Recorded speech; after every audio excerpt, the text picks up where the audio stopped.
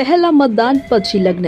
લગ્નમાં રીતિ રિવાજ પ્રમાણે વિધિમાં બેસતા પહેલા યુવતીએ મતદાન કરી મતદાન અંગેની મહત્તા લોકોને સમજાવી. ધંધોડા ગામની યુવતી રવિના રાઠવાએ બૂથ મથક પર આવી મતદાન કર્યું. હવે જશે લગ્ન કરવા.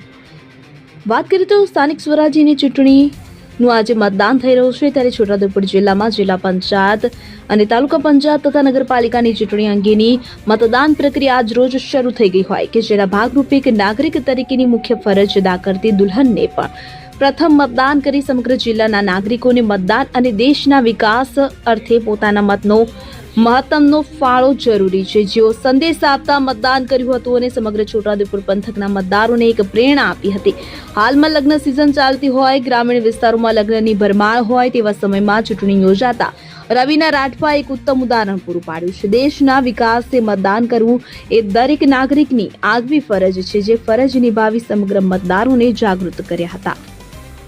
અમે આજે રાષ્ટ્રના લીધે અમે દેશના માટે અમે વોટિંગ કર્યું છે.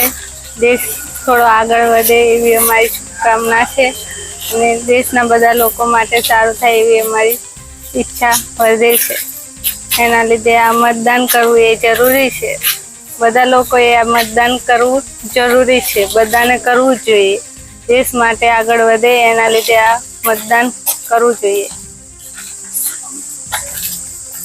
શું તમને કેવું લાગે છે કે તમારા ગામનો વિકાસ થાય, કેવા ઉમેદવાર વિકાસ થાય, ગામડામાં બધું